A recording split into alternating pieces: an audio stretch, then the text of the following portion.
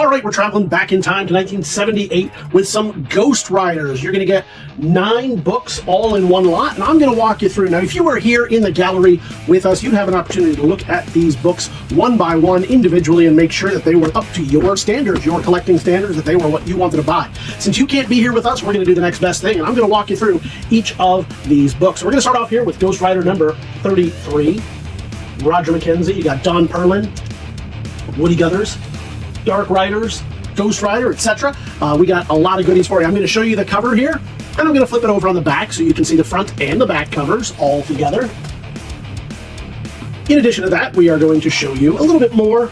Since you can't be here to see exactly close up, we've done it in very high def, so you can go all the way in, rewind, zoom, go back and check it out. And we're going to show the light on all these parts. That way, this little crease right here, a little bit of ticking, slight issues right here, then a little bit more right there. You're going to be able to stop, go back, look at, and make sure for yourself. I'm going to get a picture of that back cover, because I did it before. And then one other thing that we're going to do for you, because if you were here in the gallery, you might want to know, is see what do the internal pages look like. So the inside cover, we're back in 1978. Young Johnny might have written his name to let you know that that's his comic book. Stay away. We're going to show you the internal pages, a few of them, not all, for various reasons. 1, to get an idea of the quality and condition of the art. 2, to see the color of the pages, so you don't have to rely on my opinion of what is off-white or cream or brown or any of the other owl colors. 3, to make sure that there's no sort of pages torn, ripped, or missing, and also to make sure that there is no sort of water damage, mold damage, anything like that. Finally, we try to go on the interior part. We don't always get it, but we try to make sure that we get to the staple page so that you can see the staples and that the pages are not loose or torn. And finally, we show you the internal side of the splash page and the inside cover. That way, things that any damage on the front that might not have been apparent, like this little bit of wrinkling right here, becomes much more apparent. And again, Johnny might have written his information on that front page. So there you have it. Now you know everything there is to know about this comic book, at least as well as we do, as we move right on to number 34. This is 1978, The Boy Who Lived Forever. Don Perlin doing the heavy lifting on this one. We'll show you a little bit of that cover as we wiggle jiggle that light all the way down. We always try to give you that wiggle jiggle just so you can see everything there is to see.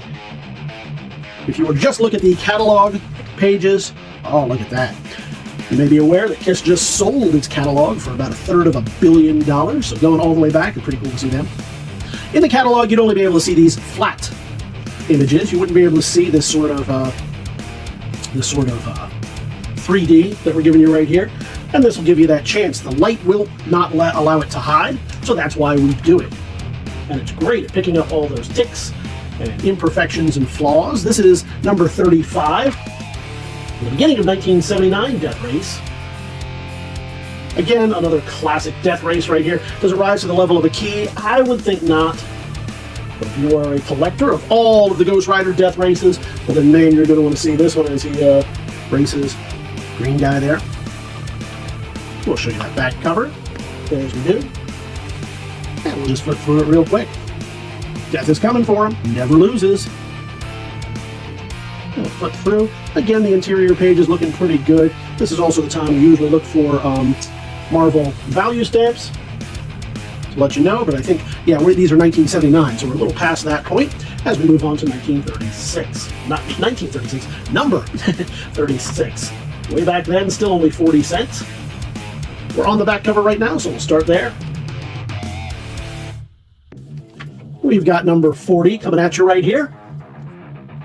We'll show you that front. The Menace of the Nuclear Man in this one. A couple of shots right there. Give you the old wiggle jiggle on the back. And so the front doesn't feel left out. We'll do the same right here. And I do want to point out some issues along here. This would have been a little bit rough because that would have been around the time of, certainly before Chernobyl. Not too far removed from 3 Mile Island. So this kind of story might have been a little tricky back then. Might have been pushing some boundaries. Show you the front. back right here. And finally, for this grouping, 1941, number 41. By now you've got Howard Mackey working on this book. Michael Fleischer and all. Show you that wiggle jiggle, get that back cover in there. Show you the front. A little roughness on this one, but the nice thing is you're getting 9 books in here, so if 1 or 2 is not grade ready, not that I think any of these are ones that you want to grade, these are ones that you want to read, certainly ones that you can put in the collection, wait for a nicer one to come along. But even if 1 or 2 is not up to your particular standards, that's all right, because you're getting a whole bunch all at once. So that's going to do it. You got number 41, number 40, 39, 38, 37, 36, 5, 4, and 3. You're going to get all 9 books right here, exactly as you see them. All one money, all one lot. All you have to do is head on over to TheBigToyAuction.com right now, leave your pre-bids today, or join us live on auction day. Whichever way you choose to do it, we will see you at the auction.